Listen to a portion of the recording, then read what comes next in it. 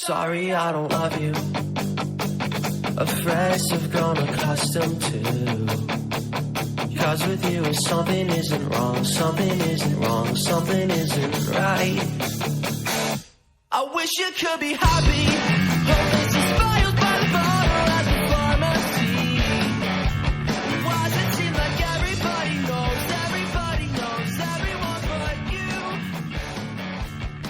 Oh baby, I think you're all the... Hey everyone, welcome to Geekdom is Back. This is our first episode of 2017. It feels very strange saying that because it is still 2016 for Craig and I as we are recording this. We're doing this on the 22nd, so just, a few days before Christmas here, but we are going to be talking all about Arrow today, and as I mentioned, Craig Manning is my guest. I guess I did not say his last name first, but... Hello. So he has been a guest on my other podcast, Misaligned, before, and now he is jumping over to this podcast, and hopefully, Craig, we will have you on for quite a few topics here. I know with this, it's sort of just a hodgepodge of things, so there's so many different things I am open to cover on here, and we will definitely have you back on for more things. But right now, Great. We are going to focus on the CW show Arrow. So, Craig, did you start watching this show from the beginning? Yes, I did. I watched the premiere episode the night it premiered, and then I watched throughout that fall. I think I watched everything throughout that fall. That was my senior year in college when that was happening. And then the second semester that year, I had all evening classes. So I sort of fell behind at that point. But after I moved in with my girlfriend, now wife, we watched all of season 1, pretty much binged it. And then we were just a few episodes into season 2 when we started watching, so we caught up, and then we've been watching ever since then. How about you? Or have you been watching since the beginning? I have, but because in college I never had a TV or a cable subscription or anything, Oh, okay. I would have to Yeah. watch the day after, because back then Hulu was free and had most of the CW shows, I believe. So it's like a combination of sitting through Hulu commercials the next day or watching it by other streaming means. That is all I will say about that. Well, I think they were on the CW site too, and they might still be like the last Right. few. But yeah, Hulu is, I don't know, Hulu went the way of things I don't use. Yeah, so basically this story is following Oliver Queen, who in the DC Comics universe is known as the Green Arrow, not just Arrow. But when Arrow started, we sort of got a few different views on Arrow. First, wasn't he, like the Green Hood, then the Green Arrow, and now he's just Arrow, and it's, Yeah, first he was the Hood or the Hood The guy, Hood, and then he okay. was the Arrow, and then he was the Green Arrow. Right. So it's like they kind of just named the show Arrow, but didn't want to call him Arrow to start the show. So that was an interesting choice. But I also want to briefly talk about the casting choices they made, because this Absolutely. was the first show of what at the time we didn't really know would become a 4-night event on the CW. So Stephen Amell is Oliver Queen. So clearly the main casting choice that they had to do right that there. was the big one. I really like him. I've liked him all along. I think he was always a good heart for this show and sort of became like the anchor for the whole the whole universe that they were doing. Right. And I think he plays the the damaged individual very well, personally. Yeah. And had you seen him in anything else before this? I know personally I had not, but then as the show went on, I obviously found out he was Casey Jones in the Teenage Mutant Ninja Turtle movies, which I believe he's been in 2 or 3 of those. I'm not entirely sure. I have not watched them yet. I've only seen clips of them. Yeah, I think he was in the one that came out this summer. I haven't seen that yet. I don't think I'd seen him in anything Right. prior to this. We watched New Girl earlier this year. Watched the whole thing. I hadn't watched it yet, but he is in that for like 2 episodes as someone's like weird, crazy, kind of shitty boyfriend, and it's hilarious because it's sort of his playboy persona that he has as Oliver Queen, but like dialed up to 10 basically. Right. So that was funny to see, but this is really, I think, still the only thing I've really seen him in. And he's obviously been pretty busy with it for the past, 4 years. So that makes sense. Yeah, and I think along with the other characters who were cast in this, I didn't know too many of them. I mean, obviously, Susanna Thompson, who plays Oliver Moira, and Thea's mom, she's been in a lot of stuff simply just because, she's been acting for so long. And it's sort of the same with John Barrowman, who plays Malcolm Merlin. So it's sort of like the parents in the show have been in other things. But other than that... Those two, and then the guy who plays Detective Lance, I'd seen him in a few things. But Paul Blackthorne. Yeah, the younger characters... I think I'd seen Katie Cassidy, who plays Laurel. I think I'd seen her in 1 or 2 things. And I'd seen Thea was on The OC for a little while, so I saw her in that. Oh, okay. But was not familiar with too many of the people. Right, and for me, I never got around to watching The OC, so I had no clue that Willa Holland was in that. But for me, it was only David Ramsey, who I had remotely recognized because he had a part in Dexter. And it was one of those things you sort of forget about, but then my mom was watching Dexter well after it had stopped airing and well after I had watched it, and I was just like, oh yeah, he's in this, because I would like pop in while she was watching it and everything, and I was like, oh yeah, I forgot about this. This is so weird seeing him in Dexter again. So I think it's kind of weird seeing any of them in like anything else, because like I don't know if you've ever watched the show White Collar. Yes, I love that show. But Paul Blackthorne is on that for like a couple episodes, and he's supposed to be a hitman. Right. It's like, who is this person? Like, because he like has just a completely different persona in that show. So, and plus he's a British guy, so yeah, that's kind of funny.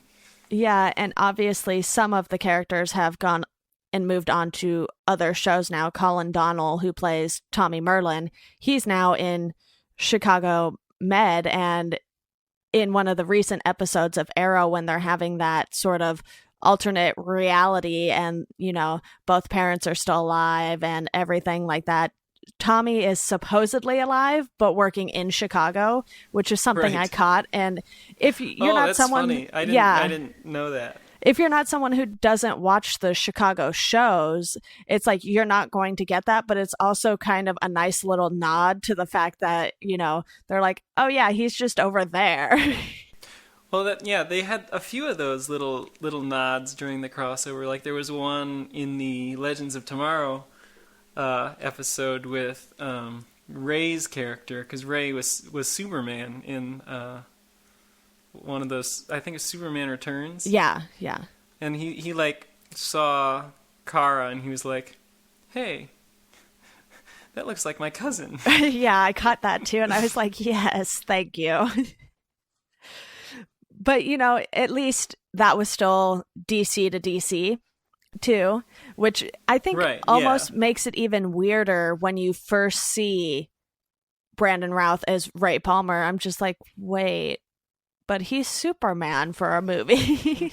Yeah, he was Superman. Yeah, but he doesn't come in until later, so why don't we now go through season to season, sort of see what we remember, what stuck with us and everything. But in season 1, obviously there is a huge focus on Ollie coming back from the island and sort of trying to get his life back together, and we sort of constantly see him having these nightmares, and it's like he doesn't know how to be in this big, rich, fancy house anymore. He doesn't know how to be the playboy Ollie that he was before that accident.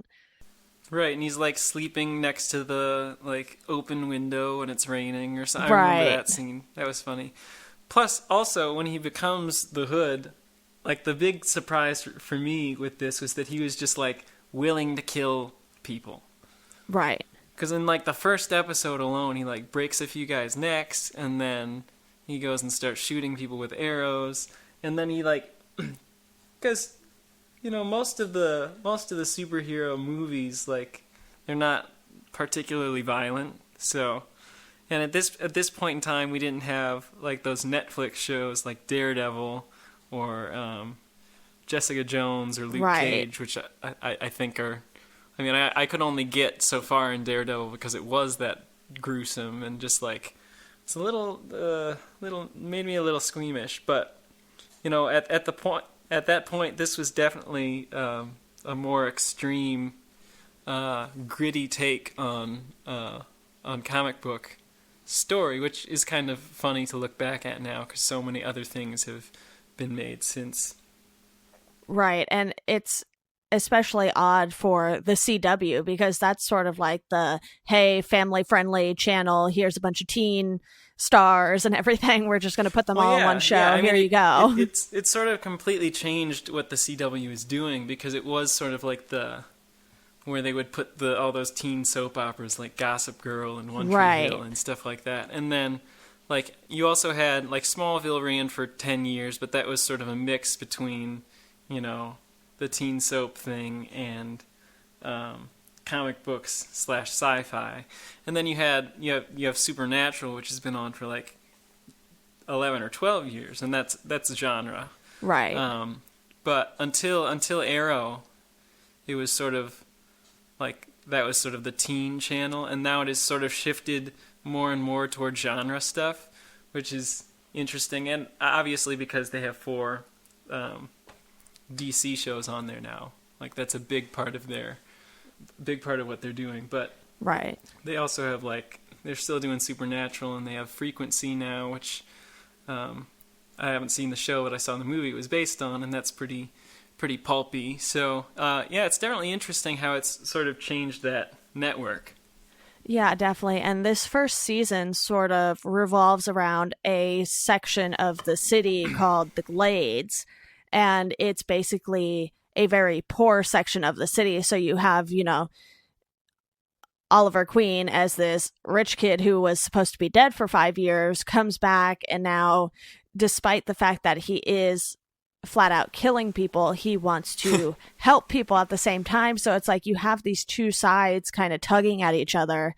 And this is where we first see Malcolm Merlyn basically as the bad guy he is. And he's sort of the constant villain through all 5 seasons. We've seen him not as much in recent Arrow episodes, but he's sort of moved over to Legends of Tomorrow right now. Legends now.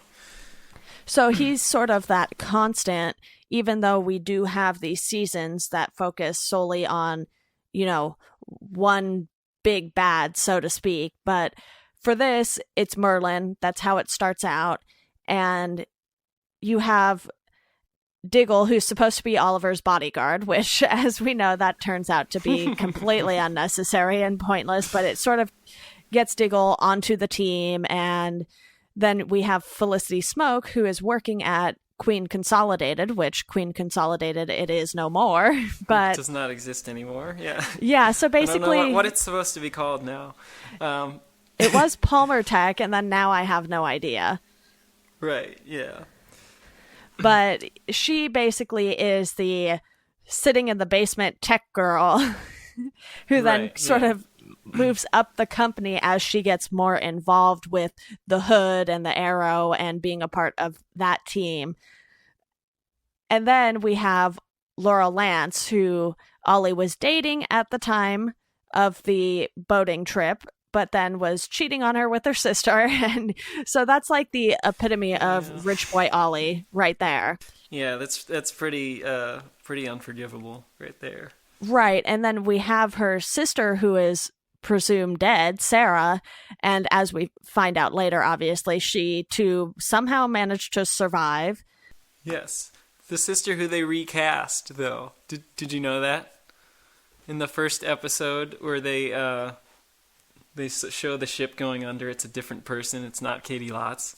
Oh, okay. And then they decided she was going to come back, so they recast that part, and then they just refilmed that. They redid that entire scene with the ship sinking. It's pretty much the same. Like, you could probably put them side by side, right? And it would be hard to tell, but it's her instead of whoever it used to be. Yeah, it's funny. Quite a few shows have been doing that because, to get a little off topic here, Gotham did the same thing when they were casting Dr. Tompkins. I don't know if you've watched that show or not, but basically the Emmy at Gotham PD, it's like she was one person to start in the very first episode. We see her, and then they just totally recast someone different, and someone of a different race too, which that is a little more odd to me when you pick someone of one race, have them in an episode, and then just that's weird. Switch it completely. And I didn't even realize it because I guess she wasn't a big part in that first episode she was in, so I didn't even realize it was different actresses at the time. But yeah, I would not have known that had you not told me about that. And like you said, in the boating accident, it's obviously a very hectic scene, very hard to tell even that they changed it. But Katie Lotz is basically the only Sarah now. You know, they're not going to, no matter how many times they've brought her back from the dead, it's going to stay Katie Lotz. Yeah, for good reason. Yeah, I still really like season 1. I know that most people prefer season 2 as the high water mark for the show, and I'd probably say that too. But I think season 1 has a lot of really fun, like, self-contained stories, because they're first Diggle and Oliver, and then Felicity comes on board. But they're hunting down on the people on this list that Oliver's dad left him, and Oliver doesn't really know what the list actually is, but he's just assuming these people need to be taken down a peg. Right. And I think it's really interesting to look back at that now, since the current season has sort of brought the list back into the conversation. It seems like it's going to be a pretty big part of what comes next. So basically, he was hunting down rich people and making them atone for their sins, or killing them, because that's what he did back then. And then the whole time, Malcolm's has this plan to basically destroy the Glades in vengeance for his wife's murder. And all this other stuff happens, obviously. But basically, the Glades get destroyed, and Oliver challenges Malcolm, but fails to kill him. And then Tommy dies. So that's pretty much what happens. Yeah, and Spoiler alert.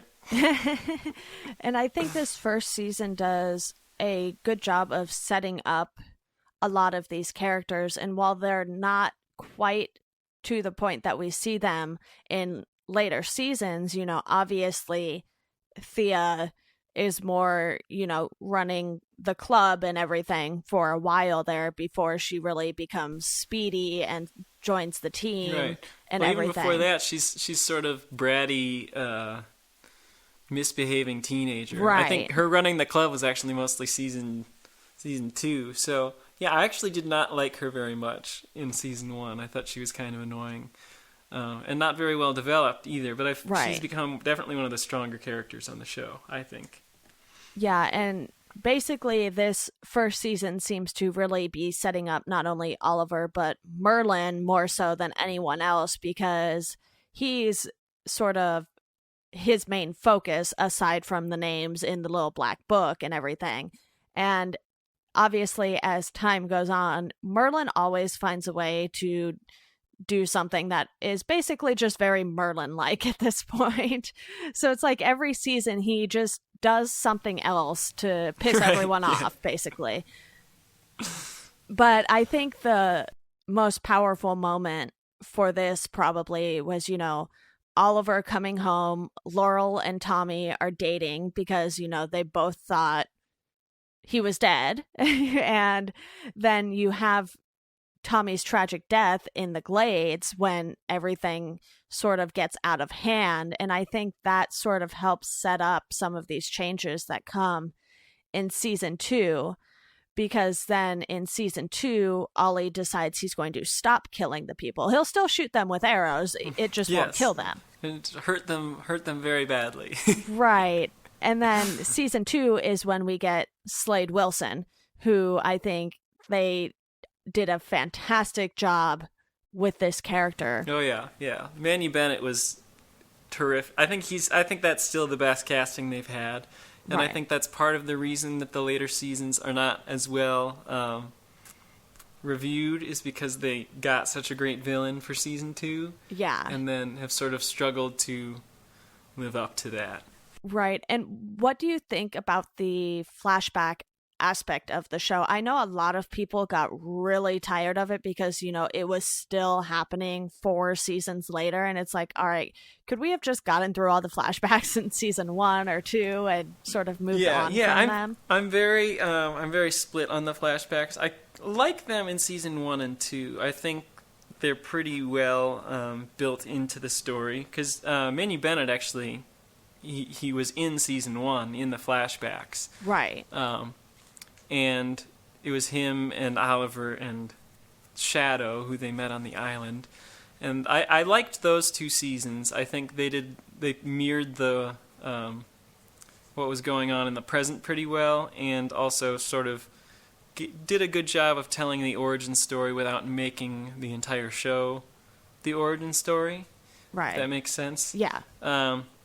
And especially in season 2, I think they really balanced this well, because obviously Slade is the villain in both. Like, he was the villain on the island because he took the Mirakuru to become like a super soldier, right, and basically lost his mind. And then he came back to get revenge on Oliver. So I think that was really effective, because you could have a villain like that Oliver had a past with, and then it's basically like a lot of the season was that Oliver came home to save his city, but by coming back he brought this guy basically, and that eventually leads to his mother's death, which I think is maybe still the best scene in the series.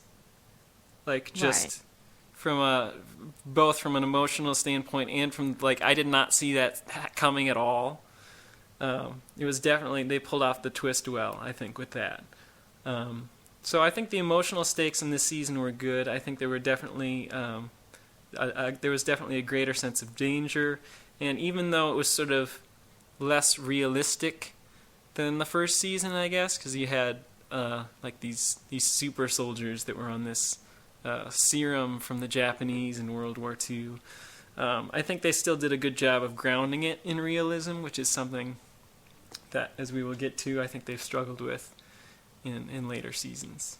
Yeah, and I think what season 2 does really well is it brings more people to the team without feeling like it's too forced, because then we have Roy Harper joining the team, and we find out Sarah is still alive, and she's the one in black who's also going after some of the same people that Oliver is going after, and they kind of reel those 2 characters in. And obviously this is still before Thea really joins the team and everything, and this is still before we see Ray Palmer and what he's working on and all of that sort of thing. So I think they do a good job in this of balancing the team dynamic. It's not like we ever had all of these characters on the team at the same time, because right. If we had Oliver, Roy, Thea, Diggle, and then all the new people, Sarah, Laurel, it would be way out of hand.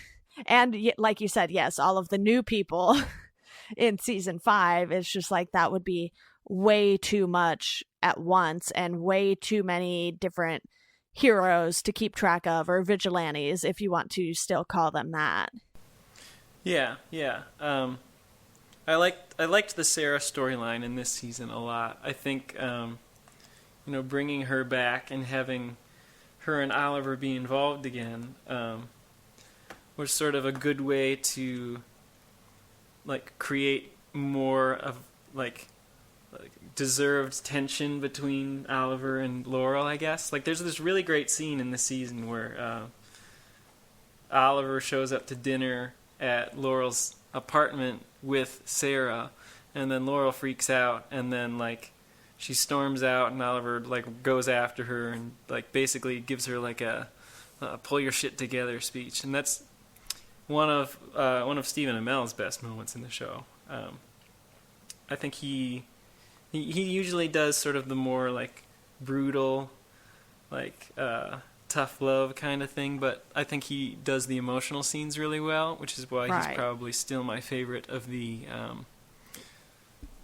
main heroes they've cast for the CW shows. Yeah, and I definitely agree with you. He sort of does both sides of the personality very well. He does the Hood really well, and then he's also really great at now being the Green Arrow and sort of having this internal struggle where it's like he still wants to be the Hood in some instances, but he's really trying to not be that person anymore. And we see this later when he gets involved with Felicity, and it's sort of a struggle for both of them, because I think, obviously Felicity realizes he's never going to fully be able to give this up. They do for a short while, and we saw how well that worked, Basically, it didn't. It did not. It did not work. Right. So for them or for the viewers. Right. And it's just like, all right, this isn't going to last very long. And, in season 3, we sort of get a lot more of that DC lore thrown at us, because then this is where they introduce Ra's al Ghul, and obviously his daughter comes into the picture as well this season. But you still have, the pain from everything that Slade Wilson did, and then you go from Slade to Ra's al Ghul, and it's just like, okay, that's, 2 big steps in a row for them. And I think obviously Slade Wilson played out much better, because I know a lot of people sort of got tired of the Ra's al Ghul storyline pretty quickly in season 3. Yeah, I think there were a few things they did not do right in this season. First of all, I don't think they should have had Ra's al Ghul right after Slade. Right. I think they should have sort of given it sort of done what they've done this season, which is like go back to smaller scale stuff, but there's also like a sort of a mysterious big bad lurking around the edges. Right. And I mean, that's obviously going to come into play more during the second half of the season, but like Ra's al Ghul is definitely a very big character in the DC universe, and we've seen him in Batman Begins. Pretty much everyone who was watching probably knew who he was, and like that, he's immortal. He's supposed to be like this great warrior, and like he wasn't as imposing. Like the actor, I don't think was quite able to pull off what he needed to. I don't think he had the required amount of charisma for that, especially coming after Manu Bennett as Slade, which was like a great performance and a great villain, and also a villain that was very tied to Oliver's past. And then I don't even remember I do remember. It's because Thea was brainwashed into killing Sarah, which was a weird thing. And then Ra's al Ghul was gonna come kill Thea or Malcolm, and then Oliver wanted to defend them, so he was suddenly a target of, I don't really remember what happened, but it was pretty convoluted, and that was a problem. And then the flashbacks were, this is where the flashbacks fall apart, because Oliver's just off in, this is when he's in Hong Kong, I believe. Hong Kong, yeah. And it's just like, okay, what does this have to do with anything? Did not really relate to didn't relate to the story at all until like the very end when they brought in the virus or whatever that Roz was going to use to destroy Starling City. And then, like, killing Sarah was a bad idea, and I think they realized that was a bad idea. And then, like, they had Oliver get stabbed and pushed off a cliff mid-season, which was interesting. But then they sort of just walked that back right away. Yeah. Yeah, season 3 is the worst season of the show, in my opinion, and I have not had...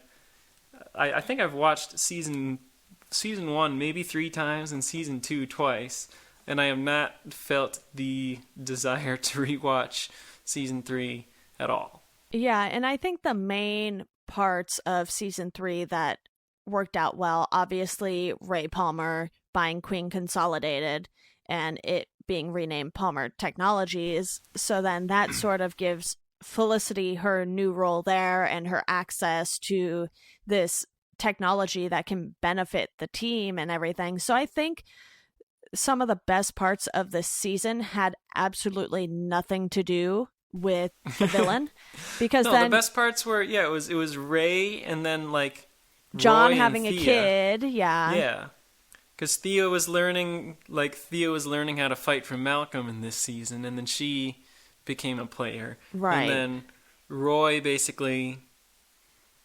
He didn't sacrifice himself, but he like took the fall for Oliver. Yeah. And got arrested and then faked his death, so that's when he left the show. Right. But all the Roz stuff is just a little heavy-handed and kind of boring. Yeah, and then obviously while Thea kills Sarah, we clearly know Sarah's not actually dead anymore. So It's like, they've theoretically killed Sarah twice now. And it's like, okay, how many times are you going to kill the same character over and over again? Hopefully they are done with that, because now she's the White Canary over on Legends. I have some thoughts about their let's kill a character storytelling method, but we'll get to that with season 4 because I think it was a problem there as well. Right, and then in season 3, this is when Laurel steps up and becomes the Black Canary, and needless to say, she's not great at it to start. not so good. And I think, that is something that was really focused on in season 3 as well, that benefited her character more so than the general storyline going on. So there were a lot of things they did well in season 3. It's just they happen to have nothing to do with the actual storyline they were trying to advance the entire season. And I think the problem with doing these, 20, 22 episode seasons with just a single villain, I think season 3 is when it really started to show that maybe they shouldn't necessarily do that. But then here we go, season 4, they do it all over again with Damien Dark, who is played by Neil McDonough. And I think I liked it better there because I think he was a lot of fun. I don't think the story was necessarily great, but he was he played the character well. He was hilarious. Right. Yeah. So season 4, this is when Oliver finally becomes the Green Arrow. Why it took until season 4, I'm not entirely sure, but the show is just named Arrow, so I guess it's fine. But so we see this name change again, and to me, that the name change doesn't really mean too much. Obviously, season 4, he gets this new and improved suit and everything, so that's probably the main reason behind it. And then actually, what they wanted to do, what they said leading up to this season, was that it was going to be a lighter tone. Okay. And that it was going to be like more reflective of the comics, I guess. I haven't really read the comics, so I'll just take their word for that. But it was not actually a lighter tone at all. So it's sort of like it was supposed to be. He was supposed to become more optimistic, basically, and like improve as a leader, I think, and not blame himself for everything, which is definitely an Oliver Queen problem.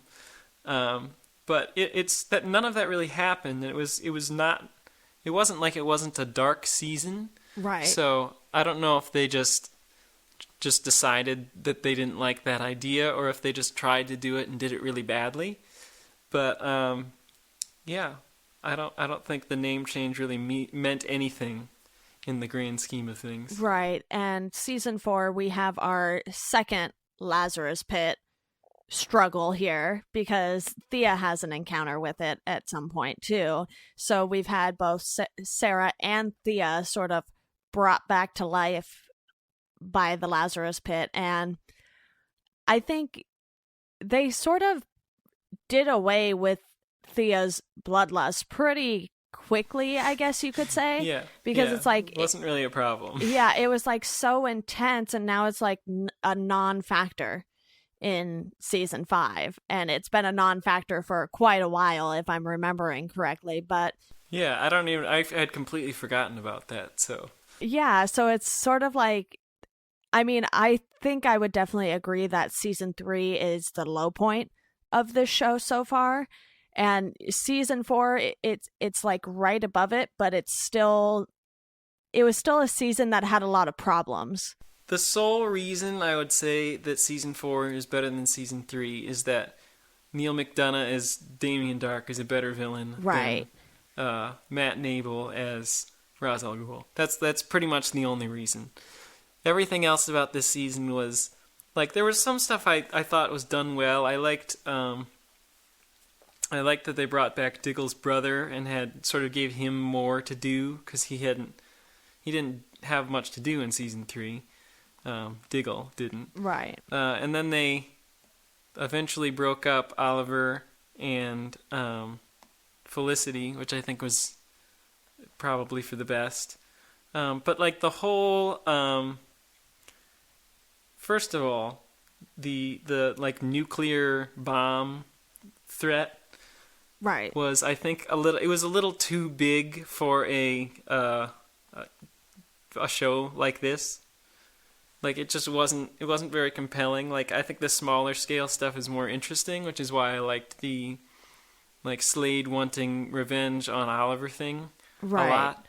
And like Damien Dark wanting to blow up the city and having like an underground fake city where he has taken some people was weird. And then my other big problem with it, I mean, other than the flashbacks, which were once again very bizarre and not really connected with anything. My other big problem with it is that like it very much relies on killing a character. Right. Because like right at the end of the premiere, you have like the shot of Oliver standing at the grave of an unidentified person. Right. And like right after that aired, they were like the producers and writers of the show, they were like, "Oh, we don't know who we're killing yet. We're just going to kill someone." Right. And that like pretty much shows that it's not like storytelling motivated by like something that should happen or needs to happen. It's like, oh, we need a cheap twist to like tell our story for us because we don't have any ideas. So let's just say we're going to kill someone and we'll decide later who we're going to kill. Right. And then they eventually killed off Laurel, which I think was kind of a bummer because, you know, first of all, Detective Lance has been through some shit. Yeah. You know, he's buried 3 daughters and he only has 2. So yeah, that's not right. And then she had seen a lot of growth, you know, and I think her story wasn't necessarily over, and I don't think her story with Oliver was necessarily over either, because like in the comics they're supposed to end up the pairing, you know. Right. So like that was weird. That was a weird choice for me, and I didn't really like how that played out, and I just wish they would stop using like deaths of characters as their only way to raise the stakes on these shows. Right, because obviously they had already killed Sarah twice. They killed Thea or came very close to killing Thea, and she was resurrected in the Lazarus Pit. So it's like, did you really need to kill someone in season 4? I think, they could have gone a season without killing someone. Right. And they killed Moira in season 2. Right. And they killed Tommy in season 1. So it's pretty much been every season at least someone has died, and sometimes more than one person. So it's obviously like it's on their storytelling checklist or something. Right. And another thing that just felt off in season 4 was, oh, hey, let's give Oliver a 9-year-old son. Oh, yeah. And it's like, I get that with his lifestyle he had before the accident and being stranded on an island for 5 years and everything, that it was obviously a possibility, but to just throw that into this season on top of knowing they're already going to kill someone the whole season, it's just like, okay. And it's like, it hasn't been mentioned since. It's like, oh, he has a son. We'll just get over it in season 5. They just sent him and his mom away, and that's it. Right. Like, the seeds for that were sown in the season 2 episode where Moira dies, because there were flashbacks to her, like, basically paying off the mother, and she moves away, and then, like, that was supposed to be, like, say something about her devotion to Oliver. Right. Moira's, I guess. I don't know. And then they brought it back, but they brought it back at a really weird time. Because, like, they brought it back in the crossover last year, right? That's when it came back in? Yeah. And this is also when they're, like, working really hard with the Flash and Arrow to launch Legends of Tomorrow. Right. So, like, that was just, like, a very weird storytelling decision, and that's also sort of how they broke up, or started to break up, Oliver and Felicity. Right. So it just, it was sort of a very busy season with, like, not really a whole lot of cohesion. I think that's sort of the problem with it. Yeah. But, I think they've definitely started to recover from that in season 5, which I guess is as good a segue as any, unless you have anything else to say about season 4. No, I'm good with that. And obviously season 5, we don't get an entirely new cast, but we get a huge addition, basically. While, Mr. Terrific was already in the show because he was working at Palmer Tech and everything, he just wasn't Mr. Terrific yet. So, obviously he was, as soon as people saw him in the show, it was like, oh, he's going to be that guy once they saw him playing around with gadgets and everything. Yeah. And then, they just bring in, Artemis had already been in the show. She made appearances she was in one here episode, and there. Right? Yeah, I think it was 1 or 2 episodes they came across her, and, how they find all of these people who are obsessed with arrows, I don't know. But, she's the 5th or 6th person. Apparently archery is a common it's a common hobby in this universe. I mean, it makes sense as a rich kid sport. So it makes sense for Oliver and Thea. Right, yeah. But we get her back and recruited to the team, and then, Wild Dog and Ragman sort of just appear. I mean, Wild Dog. Well, Ragman was. Wild Dog was out fighting crime. Yeah. He was just like I think they like put him in the premiere and he was fighting crime, and like Oliver like strung him up or something. Okay, He's yeah. like, stop doing this.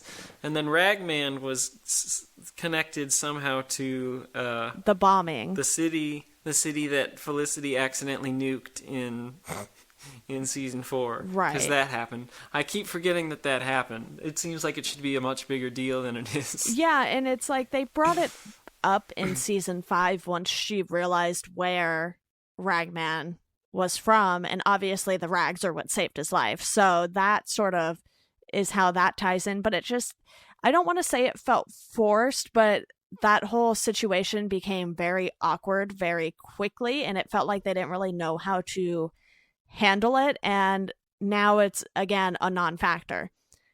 It's like, they're fine with each other now. Like, that's a leftover blunder from season 4 that I don't really blame on season 5, and I think they're trying they're trying to sort of get back to the spirit of the first few seasons, which is definitely the right choice. But they still have like this. That's a pretty big elephant in the room to have, like, because like think about that. Like if a nuke went off like on United States soil and devastated a city, like that would be everywhere, and it would be all people were talking about. And it's just not like I forget it happens unless they have Felicity talking about it. Right. So yeah, I think that is an unfortunate thing that they're having to live with from the not so stellar writing of season 4. But other than that, I've been very happy with this season. I think like the new team, like the new team members are okay. I don't feel a strong attachment to any of them at this point in time, but I think it was a good idea to sort of clean house and have Oliver work with new people. And then Oliver is also the mayor, which is sort of a funny dichotomy. Yeah. And then Diggle at the beginning of this season is in prison, so we have to figure that out, and he gets broken out and rejoins, but sort of can't go back to his old life because he's a wanted man. Right. And then you have Prometheus running around and killing people. And you also had Tobias Church, who's now dead, but I thought he was a pretty good like half season bad, I guess. Yeah. He sort of really reminded me of some of the Batman Begins bad guys. Right. Like the just Gotham City crime bosses or whatever. And I thought it was good to bring him back in, or bring him in, because it was more like, oh, they actually do fight crime in this city. They don't just deal with like crazy these people. random people who come to town and want to blow people up or whatever. So that was interesting, and it sort of added a crime drama element to the first half of the season that I liked. But now we have the mystery of Prometheus, which I think is interesting, and I also have a theory on that, which we can talk about in a few minutes. Right, and I think they've done a great job with Prometheus so far, just because he hasn't overtaken the entire season. Like you said, we have Tobias Church in the beginning of the season, and he lasts almost to the midway point of the season, and then we have this big, alien crossover that happens, so that sort of takes us away from Prometheus for, that episode. And I don't think they're necessarily trying to make up for seasons 3 and 4, but I think they've figured it out that, hey, let's give them something else to do instead of just focusing on this single person. And obviously we see Artemis is the one who betrayed the team and is working with Prometheus. Spoiler alert. In case you guys... Right. I think that's a given, though. We're talking about the whole show. I don't think... Yeah. So, a few things I want to say before I get to my Prometheus theory. I thought the crossover episode of this show was very strong. Right. And I wasn't really sure what to expect with the crossover, because, previous crossovers have just been sort of they threw everyone together. Yeah. And had, a multi-part episode where they were fighting the same threat. But this year they really sort of tried to... They tailored so it each to episode each was one. Yeah. Each episode was very much an episode of that show. So in The Flash, you have everything going on with Flashpoint and sort of the ramifications of that. Right. And then in Arrow, this could have easily been a very, very cheesy episode, because basically the entire team gets abducted by aliens. Right. And then they're up in space in a alternate reality and everything.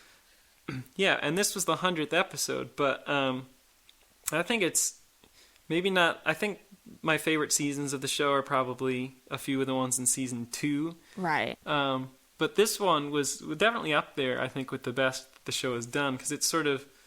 it did a great job of showing, what could have happened if, Oliver had not gotten on that boat, basically. Right. And...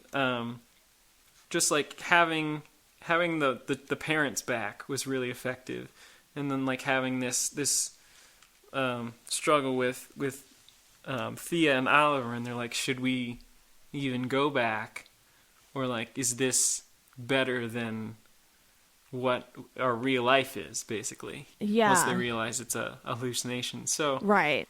I think that did a really good job of like hitting some emotional points, and especially just like emphasizing the relationships between all the characters, because like, you know, Diggle was in that hallucination too, and Sarah was in there, and then Thea and Oliver, obviously. And Oliver was getting married to Laurel. And Oliver was getting married to Laurel. But Thea and Oliver, I feel like their relationship at this point is sort of one of my favorite things about the show. 'Cause, Right. like, she is working as his, I don't exactly know what her position is with his mayor's office, but She's like the chief of staff for the mayor, basically the chief of staff. And I've liked how they've sort of built that up, and like obviously they both have some pretty deep emotional scars, but you know, how that scene where he sort of convinced her to come back, Right. I think was very effective. Yeah, and I think that sort of brings us into what will come next. And while episode 100 wasn't the mid-season finale for them, it sort of brought, at least for me, a lot of these questions, because it was an all-hands-on-deck situation, and we see Thea gear up as Speedy again, and it's like you can just tell how much she's enjoying it all over again, even though Right. she walked away from it willingly.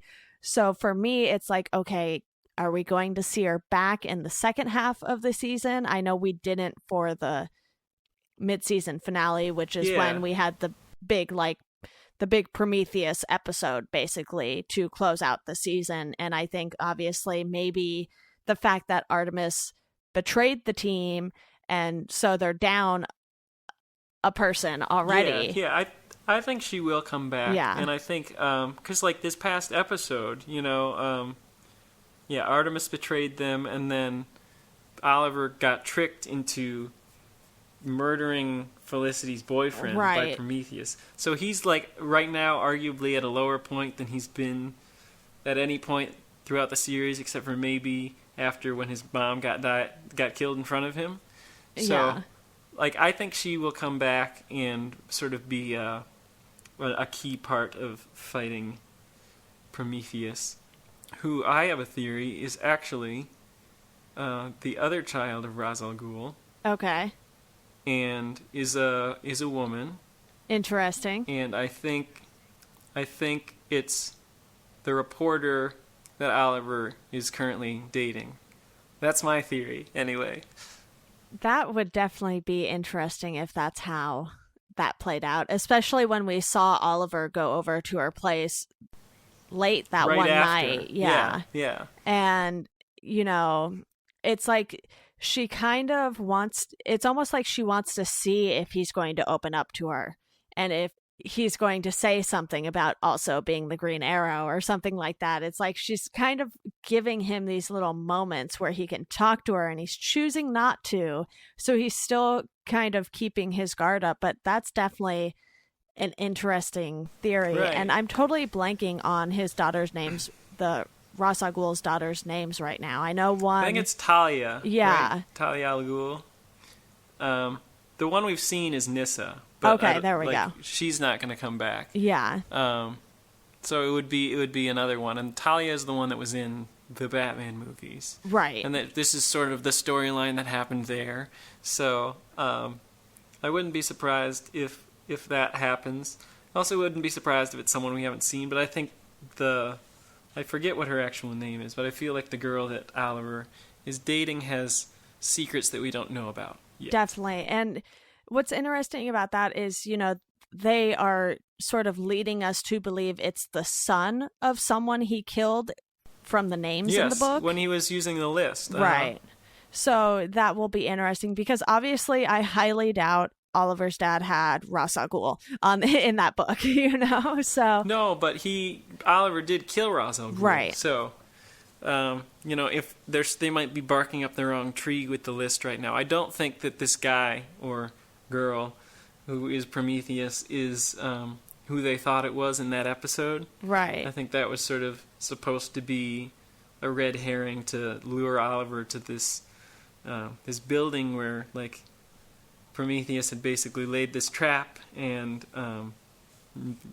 made it so Oliver would kill Felicity's boyfriend, right. which is makes their relationship more complicated again.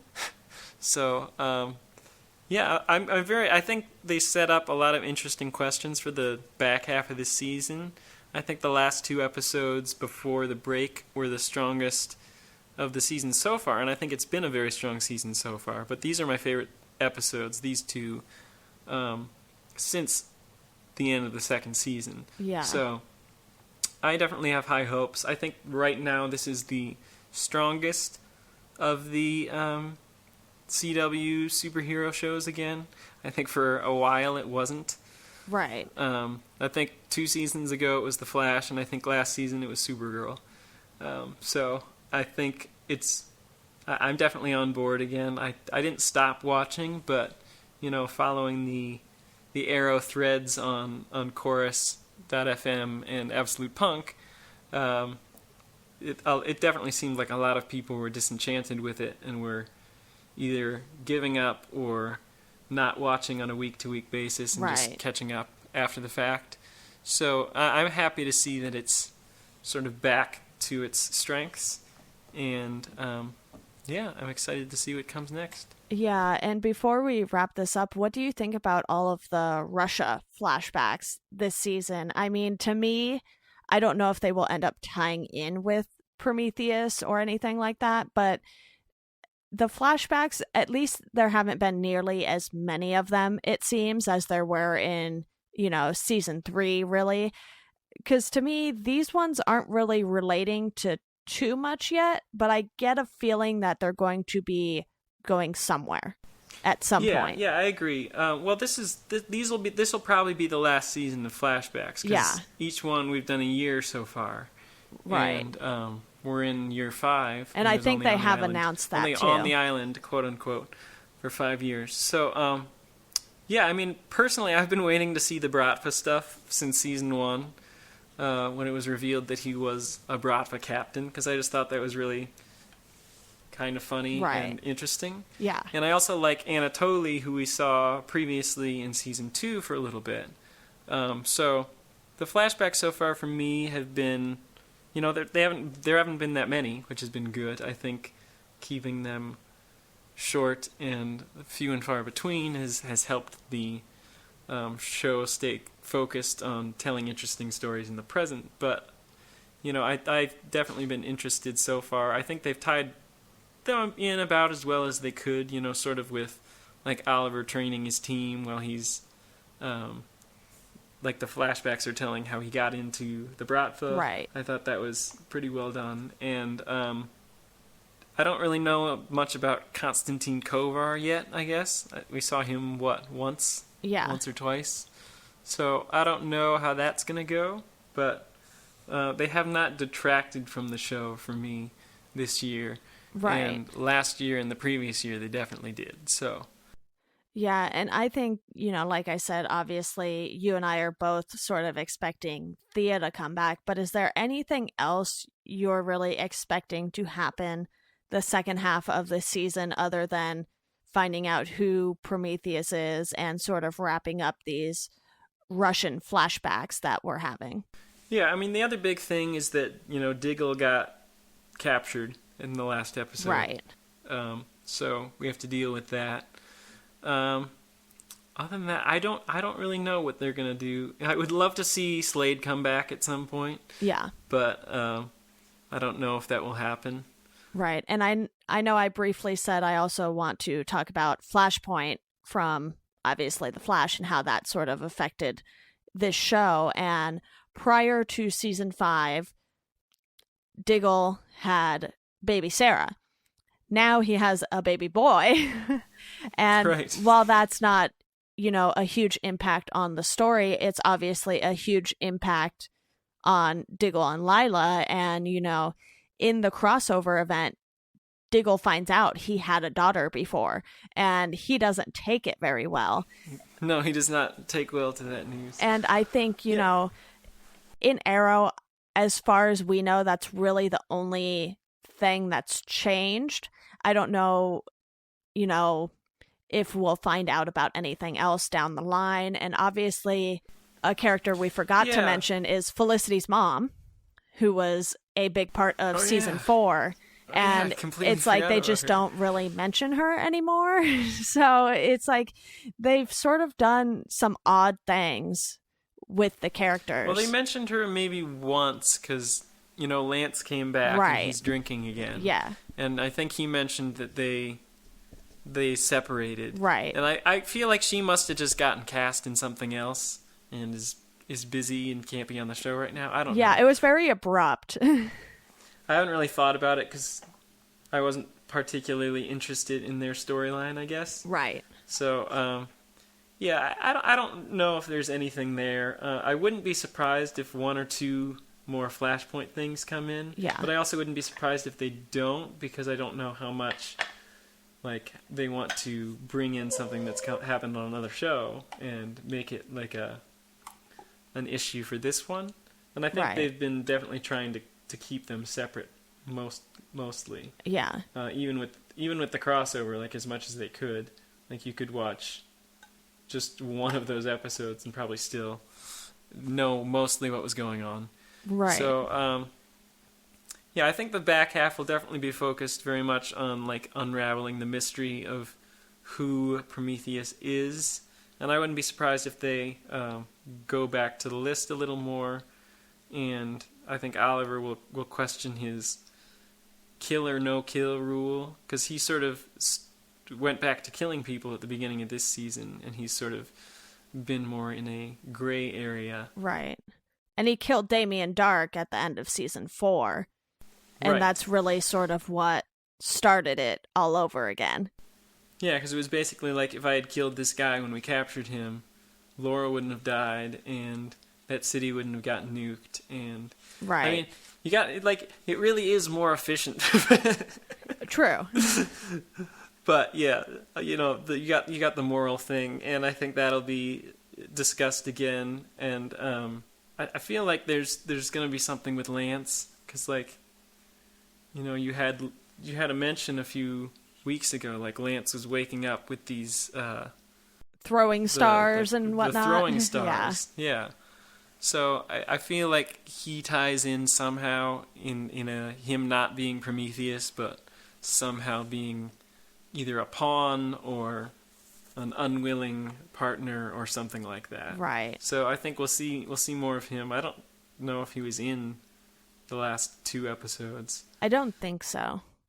And then Laurel came back. I forgot about this.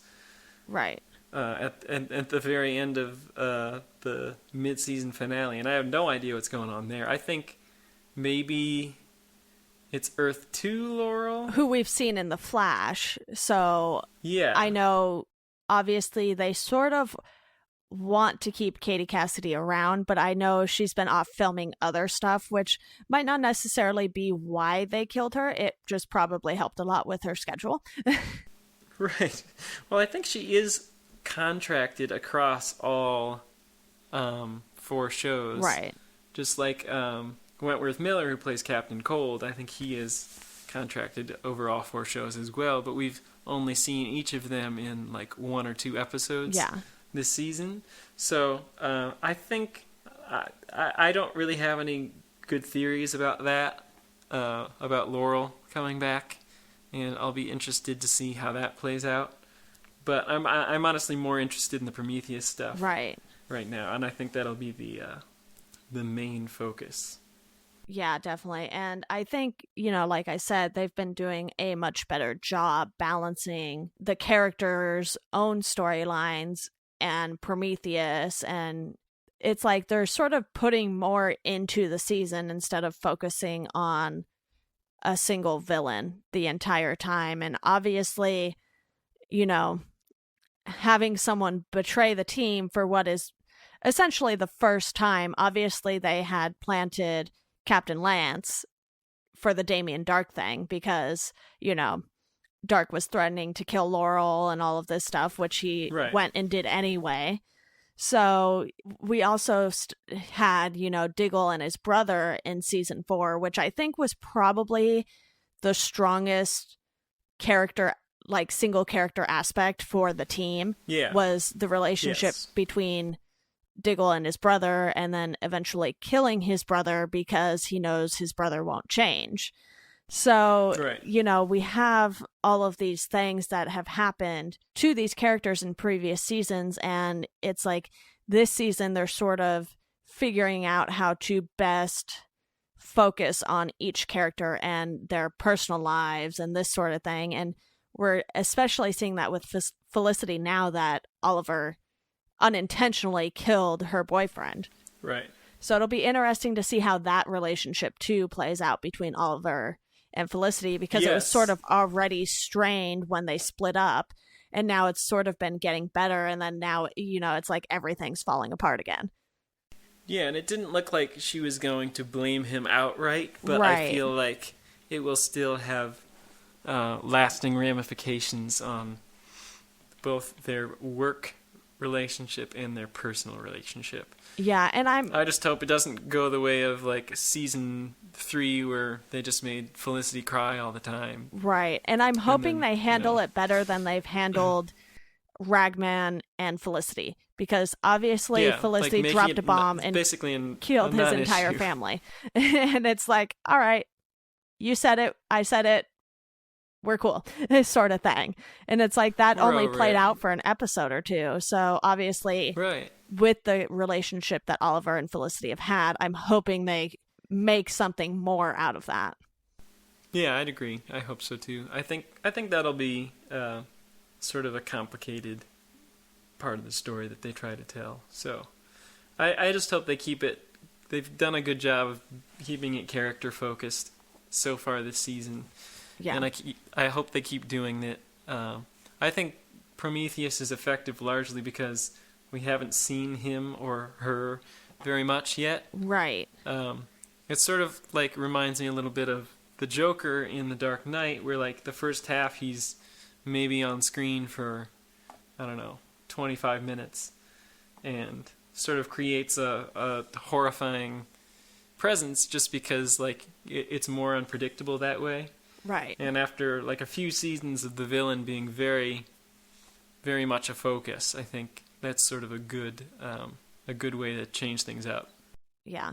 Awesome. Well, I think that about covers it for everything I've had to say. Is there anything you have left? That was pretty comprehensive.